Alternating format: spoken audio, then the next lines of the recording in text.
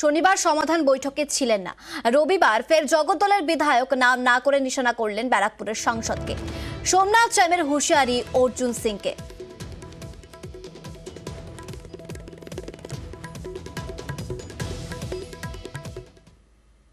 তৃণমূল কংগ্রেসের ঘরে বসে তৃণমূল কংগ্রেসের ক্ষতি করতে চাইছে, তৃণমূল কংগ্রেসের কর্মীদের খুন করতে চাইছে, যারা তার পাশে দাঁড়াচ্ছে আজ না কাল তাদেরও খুন হবে। কেন? সে কোন রকম প্রমাণ রেখে দিতে চাইছে না।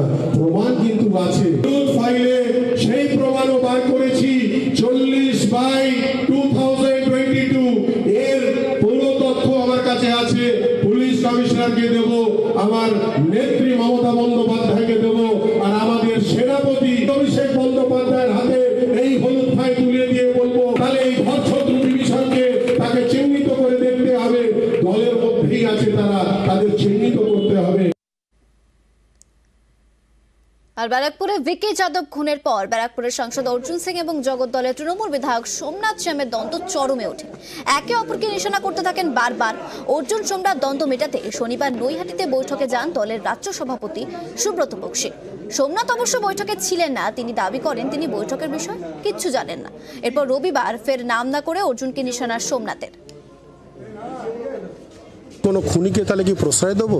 খুনির কথা যদি আমি জানি তাহলে কি সেটাকে আমি চেপে রাখবো? খুন কে করেছে, তার পিছনে ষড়যন্ত্রে কে আছে, তাহলে কি আমি আমার মুখ বন্ধ করব? বুড়ো যার ভালো নাম হচ্ছে সঞ্জয়, যাকে খুন করার চক্রান্ত হয়েছিল, 3 জন ধরা পড়েছে, তার সাথেও বহু লোকের ফটো আছে। সে ফটো আমি হলুদ ফাইল থেকে বের করে খুনের চক্রান্তে কারা কারা ছিল সেটাও আমি আগামী দিনে প্রমাণ করে দেবো। বলবো যে গোপাল মজুমদারের ফাইল 40/2022 আবার খোলা হোক। আমার হলুদ ফাইলে বিভিন্ন এই ধরনের খুন যেগুলো বিগত দিনে হয়েছে, সেই একটা একটা খুনের আমি কাগজ জোগাড় করছি এবং জোগাড় করেছি যে সেই খুনগুলোর পিছনে কে বা কারা, মোটিভ বা কার আছে, কেন খুন করাচ্ছে।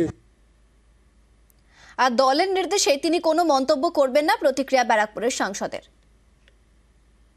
আমি দলের সৈনিক, আমাকে যেদিন থেকে দল বারণ করেছে এই ইস্যুতে কে কি বলছে ডোন্ট কেয়ার, এই সমস্ত উত্তর আমাদের দলের সভাপতি দেবেন। এখানে মমতা ব্যানার্জি কথায় ভোট হয়, মমতা ব্যানার্জি আশীর্বাদ দিলেই রাস্তায় থাকবে, আর যার উপরে আশীর্বাদ থাকবে না সে বেরাস্তা হয়ে যাবে।